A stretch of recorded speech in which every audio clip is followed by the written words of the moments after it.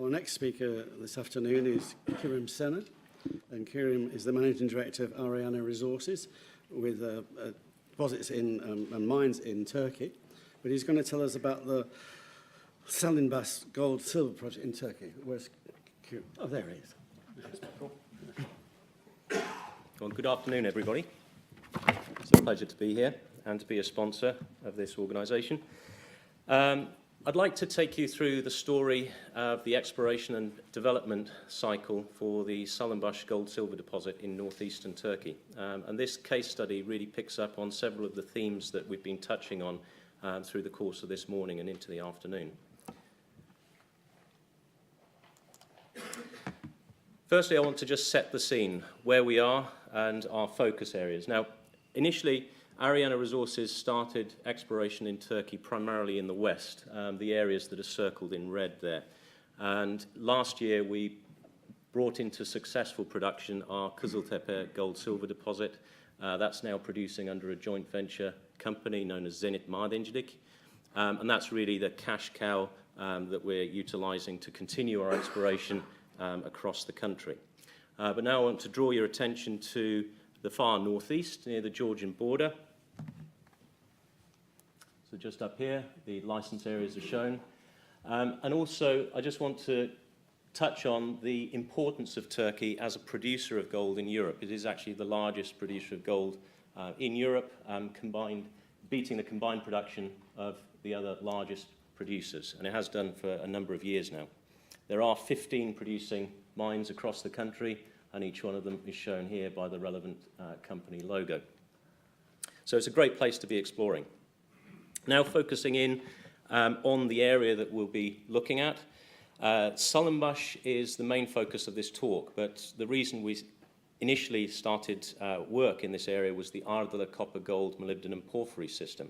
And that's continuing to be a focus going forward as well. And in the south, we have the Hızarlı epithermal system, far less explored, and certainly has a lot of potential just along strike from the Hot Maden discovery that was made a couple of years ago by the Lydia Mariana joint venture. So all of these deposits, epithermal porphyry in style, are spaced along this corridor through here, and up just at the top of the map there's the Berta copper gold porphyry as well. So it's an exceptionally prospective part of the country. In a little bit more detail then, there's the corridor once more, showing our license areas, the license areas associated with Hot Maden there, on a background of ASTA remote sensing imagery, and I'll come on to talk about that in a bit more detail later. The area of greatest interest for this talk is the vicinity of the Ardalı copper gold moly porphyry shown in pink, and the Salinbas epithermal gold-silver system that sits off on the flank of that. It is a replacement style of mineralization occurring between two particular strata. And also, I'll just draw your attention to these horizons outlined in red. The significance of those will become apparent later in the talk. I'll also draw your attention to this broad ring. This is a terrible geological map. I'll have some comments to make about geological mapping later. But the main point of this is to demonstrate that the porphyry sits within a ring of other intrusions around it, and it's a very simplified diagram. It's a cartoon. So just to summarize the content of the talk first, I'll go through the history of the project area, the work conducted at every stage, and those external factors that influenced the exploration programs that were run by us and by other companies. I'll also highlight some of the most recent work that's been undertaken to date, and in fact we put a news release out in time for this talk this morning, and I'll touch on some aspects of the latest work during the course of this presentation. Some key observations, and I wanted to bring these right up front in the talk because these will feed through to everything else that I talk about. While geoscience is an integral part of the mineral exploration process, it's important to recognise that other factors also contribute dramatically towards or against that, and it affects the exploration risk profile. Political economic developments in particular, over time, are one of the most important inputs. And Salinbas, as a case study, demonstrates that discoveries are often influenced by the fact that someone, sometime, has been there before. And that's particularly the case in Europe, because obviously it's got a very, very long history of mining. In the case of Turkey, 9,000 years to be precise, some of the oldest mining in the world. But also in a number of other parts of the world as well. Very often we're not first explorers. So there's a timeline of the development of the discoveries that have occurred at Salinbas and the Ardla copper-gold porphyry. Now, there's a period of earlier mining. I'll touch on that later. But the first initial mining started with the Russians in around 1915 during the turbulent time of the First World War. And then there was this long period of time, sort of 80 years or so, the post-Turkish independence hiatus. Now, despite the very wise words of the Republic of Turkey's first president, Atatürk, nothing much happened in the mineral exploration space in Turkey over that period of time. The Turkish Geological Survey, the Maden Tetkik ve Arama, did a lot of groundbreaking work in terms of geological mapping, but in terms of real mineral exploration, very little work was done indeed. And the other problem for Turkey has been that there have been a number of coups during that process, so 3 during that period of time. That made for a very unstable environment to be exploring in. 1985 comes, change in mining law, and then the first foreign exploration companies start to come in, initially with Anglo-American, and then I'll go on to talk about the other developments later. So the very first mining, I'll briefly skim through this, but it was almost certainly in the Middle Ages. A Georgian aristocratic dynastic family was involved in the work in this area for many centuries.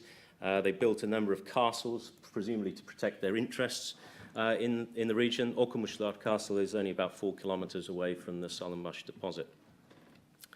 So it was going back all that time. Then the very first known mining activity. Certainly the Russians. Pushed through on this front into the Ottoman Empire.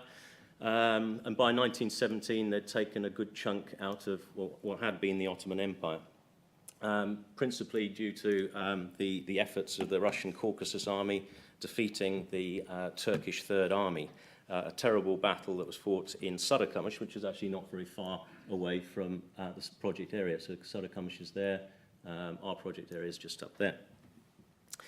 And then in the latter stages, the short-lived Democratic Republic of Georgia was established during, again, those turbulent years, 1918, 1921, before the formation of the Turkish Republic. And our project area ended up inside the nascent Republic of Georgia. And presumably mining continued through that period. And we see evidence of that in the old workings scattered around the area. Many of these have been buried through later landslides, and we're uncovering them now in more recent work. It's one of our geologists, Burak Mert, just inspecting one of those old workings in the vicinity of the copper-gold porphyry at Ardla. The Maden Tetkik ve Arama was the very first document in an academic journal, in their own internal documentation, in 1963, the presence of porphyry-style mineralization in this area. And they provided a number of results there, seen on the screen, that showed the thing was mineralized. But then nothing much happened after that. And then, as I mentioned, there was a change in mining law, the first of the real major changes in mining law in Turkey in 1985, and this really opened up the field to foreign investment. And then everything started to change.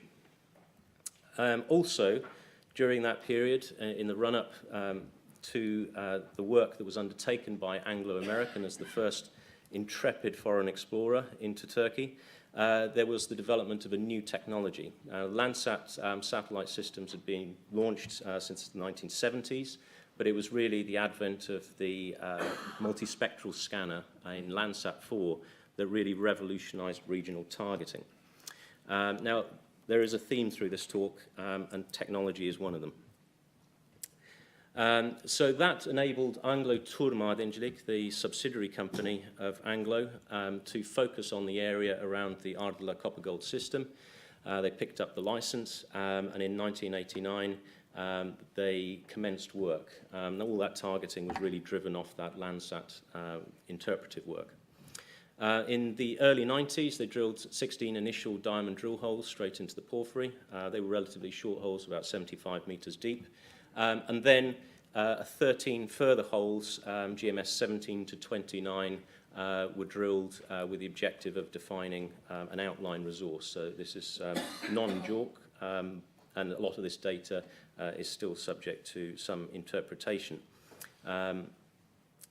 One of the most important things that happened during that period and is still contributing to the work that we're doing today and is an important aspect of our ongoing exploration success is that Anglo funded a PhD, actually at the University of Southampton, where I went through myself. And that PhD has been very useful in terms of the way that it documented all the work that was undertaken during the Anglo period. Is the most reliable source of information that we have during that time. But then problems in Turkey reared their ugly head again. 1993, large upsurge in PKK activity. PKK, the terrorist organization, operating largely in southeastern Turkey through the 90s, early 90s in particular. But 1993 was a particularly bad year. And it was around that time that Anglo-American took the decision to wind down its activities in Turkey. The project area was then lapsed. It fell back into the government auction system, and it was only picked up later by a Turkish individual in 1996. Before Yamash, Yamash was the predecessor company of Alesa Gold. Yamash entered a joint venture agreement with the license holder, and commenced initial work, which wasn't much at the time. It's a bit more rock chip sampling, a bit more stream sediment sampling. But then, again, Turkey was rocked by yet another crisis, this time financial and political. Interest rates soared. People lost a lot during that period of time, and driven by a very substantial stock market crash and currency crisis. So that's led to another short hiatus on the project before Rio Tinto then started funding work with Yamash across a number of project areas in eastern Turkey.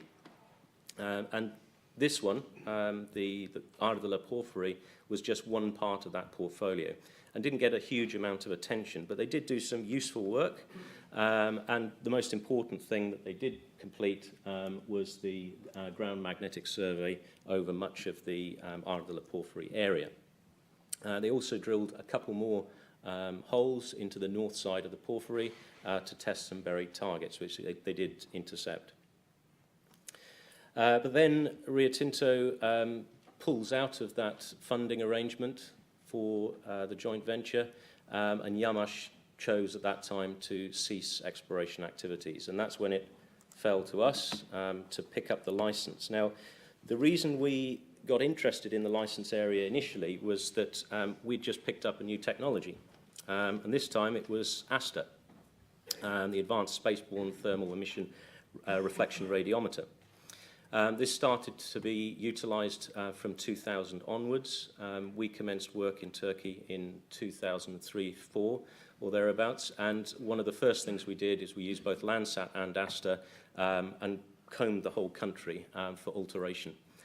We picked up a lot of our Western Turkey portfolio on that basis, but we were also interested at that time in Eastern Turkey, and this was one of the areas that was highlighted. So when the opportunity came up to pick up the original Ardalı Porphyry license, once Yamash had left the scene, we jumped on it and secured the deal with the original license holder. Now, as a junior exploration company, and this is where it comes down to funding, we didn't have sufficient funds to conduct the exploration that we felt was necessary on a project of this sort. So we quickly joint ventured that with European Goldfields, which is now Eldorado Gold. And then for many years it ran under that joint venture, with a brief period in 2013 during a transition from European Goldfields to Eldorado when we took management control of the project. The Salinbas discovery was made right up at the top of the hill, Actually, I should point out, down here is the porphyry. You can see some tongues of porphyry coming up here. So right up on the top of the hill, here's the discovery outcrop, and that's what it was running.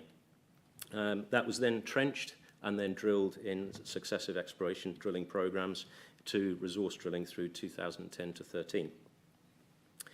We also, just prior to the joint venture concluding with Eldorado, we also completed a scoping study and completed initial metallurgical test work, because it's important from an exploration into development phase of work to demonstrate that your project has got legs. It's got some economic merit to it before you spend any more money on it. So that's one of the key things that we wanted to get done. Then another problem. So the most recent coup attempt in Turkey was fortunately defeated, but it set up and continued to contribute to a very unsettling scene in Turkey at the time. So following the destabilization of Syria, Turkey had been experiencing a large number of terrorist incidents, and this was just almost the straw that broke the camel's back from an Eldorado perspective. They decided not to continue work on the project, but then we sensed that that was the opportunity in every crisis, as they say.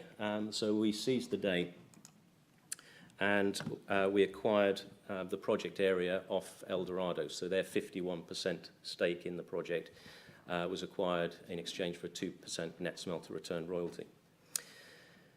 Now, also another advent of technology, the field portable XRF devices started hitting the market and started being used in a serious way. And we commenced work with our own instrument, in Innovex Delta, now Olympus, and Todd's here in the audience, so you can talk to him about more of that later. And we found that an invaluable exploration tool. Enables very rapid assessment of areas, large areas, very cost effectively, because all you have to do is employ a suitably qualified field team, collecting the samples, running essentially a normal geochemical program, but then all the analyses are then completed effectively for free, if you like. So we were able to do a lot more work and highlighted a number of new targets. The Salinbas deposit itself, the discovery that had been made up on the top of the hill, up here, in the Eldorado and prior to that European Goldfields days, we'd developed a thrust fault hosted model for the mineralization, with the mineralization sitting here along this thrust fault plane in particular, but also some other ones. But it didn't quite fit the data. It seemed to make sense from a regional geological perspective and our interpretations of that regional geology as applied in the microscale around Salinbas, but it's just not hanging together. So we decided that utilizing things like field portable XRF and also going back to the key part of any exploration program, which is geological mapping, we remapped the whole corridor to try and pull everything into a coherent framework and understand the mineralization from that perspective. And what we found was the mineralization sits on a very specific stratigraphic horizon, separated from these limestones, late Cretaceous limestones, from the overlying Kızılcık Formation in the Paleocene. So it looked like it could be a paleokarstic horizon. So it completely changed our view of the project. And in fact, during the course of further exploration, we found that there's a lower target area as well, which I don't have time to discuss in this presentation. We reached that conclusion in principle from the work that we did in relogging much of the core that had been drilled in the earlier years. So we relogged 7,800 meters of core. And these were the findings. So this is the polymictic class sitting within a sandy limestone matrix. Originally, that was interpreted as a fault breccia. Not a bad interpretation, but wherever we saw mineralization, again, seeing the original conglomerate class, that's the limestone. The new model, as it sort of sits within a very specific stratigraphic horizon now, hangs together, and everything else in the regional geology, all the geochemistry, it all ties in. So it makes a lot more sense. It's a lot more coherent. And this is a bit of a cartoon cross-section showing the influence of the porphyry here, fluids coming off the porphyry and then along, channeled up into this horizon in particular. and also potentially up breccia pipe type mineralisation systems.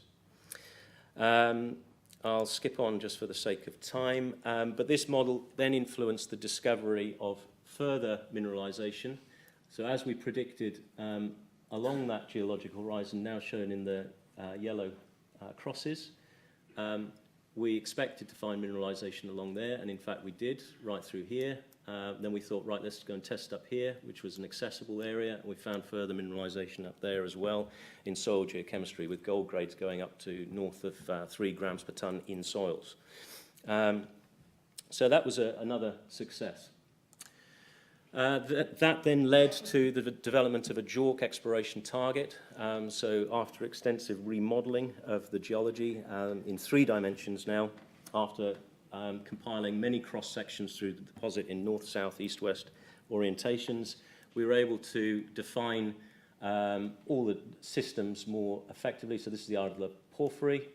This is the Salinbas zone as it was drilled out as of late 2013. And then these are the new exploration target panels, if you like, that we've identified that provide the upside potential of another 2.7 million ounces if all comes good across all those panels. The main point being is that there's a lot more to come. And the most recent work that we've done was really to test this initial Salinbas main extension panel, just sitting off to the northern flank of the Salinbas deposit, shown in yellow here. And we've come up with some fantastic intercepts as reported this morning, 38 metres at 2.34 grams per tonne being one of them. And I'll just mention the lower target. The lower target results are down here, 2.33 gram per tonne over there. But a lot more work needs to be done on that. Now, that's enough from me for now. I'll just quickly play this video. This is from Zach Van Coller, our exploration team leader. Hello, good morning to all of you at FINEX 2018. Thank you for joining me here in the field, and sorry I couldn't join you guys in London with Kerim and team, but unfortunately the exploration team and myself were extremely busy here at the Salinbas project in northeastern Turkey. As you can see just over my shoulder, we've just built a new access road to the bottom of the Ardla Valley. The purpose of this access road was so that we could get down into the valley over the main heart of the porphyry, where there's a lovely stockwork sheeted vein complex. And we've decided to do some trial mining over this particular area this year. So the trial mining has now come to a successful end, and the exploration team have now moved in, and we are now channel sampling across some of the new exposures to get a better understanding of some of the mineralization that has actually been uncovered by the development of this road. And what we're hoping to achieve with this sampling program is to add further robust confidence to the drilling program, which is pending for the upcoming months. As well as sampling the new roads, we are also sampling several newly exposed and extremely interesting historic adits, where prolific copper mineralization has been documented from soil sampling, as well as from fragments of copper-rich minerals found within some of the adits. In the past few weeks, we have also made significant advancements on our geological modelling in both the Ardla and Salinbas zones. This work has been significant for us in understanding the true scale of both the Ardla mineralization zone and the connecting Salinbas zones. The Ardla porphyry is now known to be associated with several additional subsurface intrusional plumes, which together 20 million years ago pumped gold and other metal-rich fluids in excess of a mile through cracks and planes and weaknesses within what otherwise is solid rock. The scale of this mineralization powerhouse is slowly revealing its secrets, and we here are all very excited to keep digging them up. As always, thank you all for joining us here in the field, and keep your eyes peeled for the upcoming results for this current program. Thank you. Thanks, Zach. So that's the enthusiasm for you, which is an absolutely integral part of any exploration story. Now, very briefly, just given the nature of this particular forum conference, I thought I'd quickly touch on funding and how we got to where we are from where we were back in 2005 at our IPO, having raised just shy of 1.2 million at the time. Like many junior exploration companies, it's a pretty hand-to-mouth existence. We've run the company essentially on the smell of an oily rag for most of that time. We've raised about 17 million pounds from the market since 2005. But really, the bulk of the financial contribution has been coming from project partners. So in the case of Salinbas, here, this is the El Dorado European Goldfields contribution, about $9 million. And then other sources of funding as well. So in the case of our Western Turkey project, $33 million from a Turkish bank to build the mine. So that's the overall split between the equity contribution to our story, in addition to the project funding, the funding derived from project partners, about 60% of the total. But as of February this year, because of our successful mining operation in Western Turkey, we have effectively become a self-financing junior exploration company, of which there are very few, but we're getting there. And we have successfully received £1 million since February, which will continue to be used in part to conduct further exploration across Salinbas. So what can we learn from Salinbas's particular story? Well, it demonstrates the intimate successes and largely haphazard nature of the mineral exploration process over a long period of time. And it's influenced by a number of different factors, as we've seen. This technology is important, and the development of that, its application successfully in mineral exploration in different environments. But it's also important to reflect on how knowledge is passed on from one phase of exploration to another. In this particular case, there have been many breaks, and almost no information is successfully passed on from one generation of explorers to another. And that's hugely detrimental to the exploration success profile. And it also contributes quite significantly to increasing the discovery risk. Because it's very important to just keep building on what's previously been learnt before, not reinvent the wheel every time that you start a project. We also consider the importance of the politics of the environment in which we're operating in. And you've got to be very sensitive about these things sometimes, and be cognizant of what it means. But also be willing, as explorers, as we've seen, many examples of mineral exploration and development projects take perhaps 20 years to go from initial discovery right the way through to mining.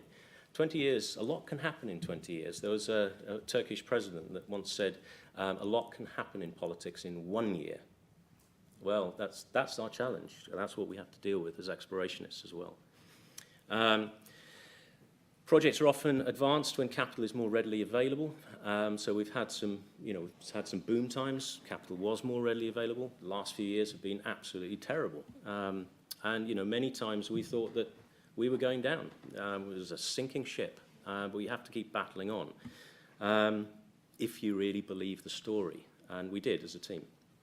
And the last thing I want to end on, and it's kind of funny that I should have put geological mapping in block capitals, and this was prior to obviously the discussion this morning, in particular my friend Brock, and his point about geological mapping. Now, we came out of the same school, University of Western Australia. We were both doing our PhDs at the time under Professor David Groves. And geological mapping is pretty important, but it's a skill set that is not being developed particularly well.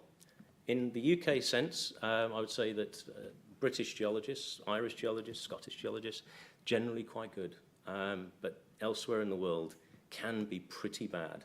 And in Turkey, very bad indeed, to the point that Turkish geologists come out of university, they don't even know how to use a compass clinometer. We've got to teach them that skill. And then lastly, it's a rhetorical question that I'll just leave you with. Is there really no substitute in mineral exploration success other than being in the right place at the right time? And I'll leave you with that as a thank you.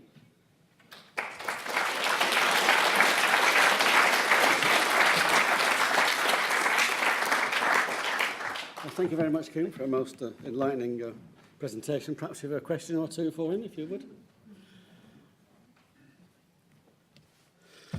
Thank you, Mickey. Always relied upon. How important is it to follow people building roads to find good exposures and deposits? Building roads. So there's a road cut that exposed. Yes. There's also we did a study on this in Turkey some years ago, 2010. We did a statistical analysis of all the deposits, gold deposits, discovered in Turkey from the late 80s up to that point in time. And 95% of those discoveries were made within 1.5 kilometres of an asphalt road. So asphalt at the time of the discovery, not asphalt since. So roads, infrastructure, extremely important, especially in mountainous topography like Turkey. And we're fortunate because the forestry department in Turkey does cut tracks just about everywhere. So we can get around with a reasonable four-wheel drive to most places. Please. Kerim, you've said that, information hasn't been passed on from generation to generation, when Anglo were there, when Rio, and you found the PhD thesis was most useful. What can you share? You had Brock, you had Pim, and I know you had a North Arrow and a legend on your map, so that should help with Sprott. But how does someone like Ariana and transpose the company name to another region? And Turkey is unloved by the banks and a lot of the funders. You've been very, very nimble in how you've raised your financing. What advice can you give others to say, look, even though the country might not be that loved, this is how you can go about it. This is how nimble you have to be to get the financing done. Yeah, I think the most important thing is understanding the culture. And in my case, my background, I'm half Turkish. I've grown up speaking the language as well, so that's helped tremendously. But obviously, that's not going to be the case for most explorationists out there. If you're not au fait with Spanish, you're not going to be particularly successful in South America. But I think that's certainly the most important point. And then, secondly, given the difficulties of funding junior exploration, you have to be quite adaptable, and you have to be able to continue conducting meaningful exploration on a shoestring.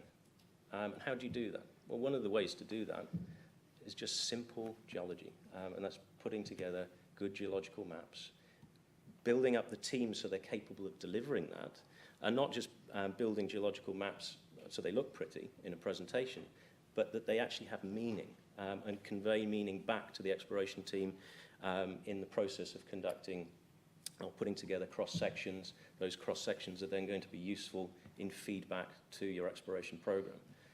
So there are lots of things like that that can be done.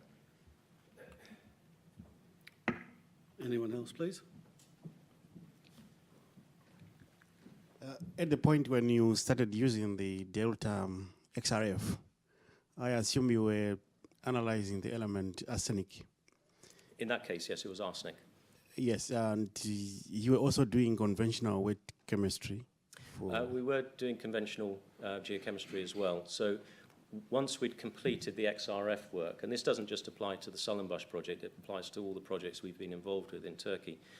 Once we identify a particular anomalous zone of pathfinder elements, so arsenic, antimony might be two of them, we would then focus in on that and either collect more data for more XRF work to refine the grid, and or in the process collect samples for conventional geochemistry for gold, silver, and others. Okay, so how comparable was it, the wet chem assays and the XRF assays? They're highly comparable. Okay. Yeah, and as a tool for directing exploration, hands down, XRF has revolutionized the way that we do our business, and not just for finding those elements of interest to us, but from a geological mapping perspective. So a lot of the geological mapping that we've done recently is reinforced by the geochemistry that's coming out of the field portable XRF. We can actually tell particular rock types based on their geochemistry and map those out pretty much like that, spot on. Thank you. One more question. Professor Buchanan. Thank you. Dennis Buchanan, Imperial College.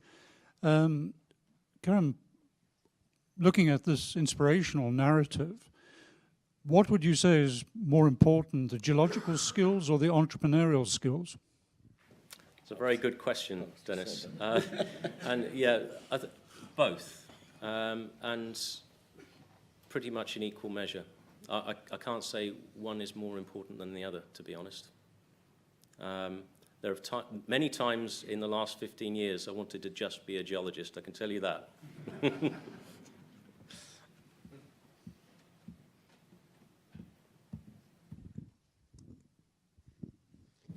I'm interested, do you do any geophysical exploration before geological, you start to do geochemical and geological mapping?